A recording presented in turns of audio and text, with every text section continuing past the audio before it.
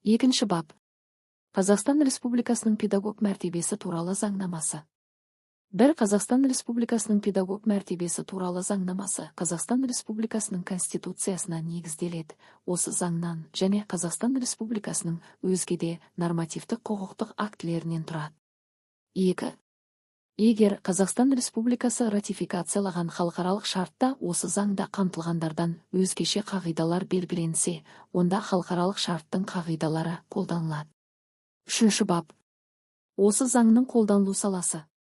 Осы заңның күші мектепке дейінгі білім беру ұйымдарында, орта, бастауыш, негізгі орта, жалпы орта, техникалық және кәсіптік орта білімнен кейінгі білім беру ұйымдарында, мамандандырылған, арнаулы білім беру ұйымдарында, жетім балалар мен ата-анасының қамқорлығынсыз қалған балаларға арналған білім беру ұйымдарында, балаларға қосымша білім беру ұйымдарында, сондай-ақ әдістемелі кабинеттерде кәсіптік қызметін жүзеге асыратын педагогтерге қолданылады. Әскери оқу орындарының педагогтеріне осы заңның күші әскери қызмет және әскери қызметшілердің мәртебесі туралы Қазақстан Республикасының заңында көзделген ерекшеліктермен қолданылады. 4. бап. Педагог мәртебесі. Қазақстан Республикасында педагогтың ерекше мәртебесі танылады. Бұл оның кәсіптік қызметін жүзеге асыру үшін жағдайды қамтамасыз етеді.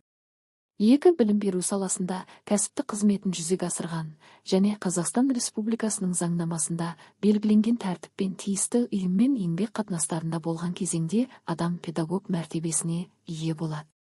3. Педагог лауазымдарының тізбесі мектепке дейінгі, орта, техникалық және кәсіптік орта білімнен кейінгі қосымша білім беру салаларындағы уәкілетті орган бекітеді.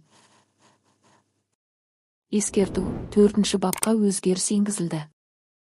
Жалғасын келесі видеода тыңдай аласыз. Арнамызға тіркеліп қолдау көрсетуіңізді сұраймыз. Сау болыңыздар.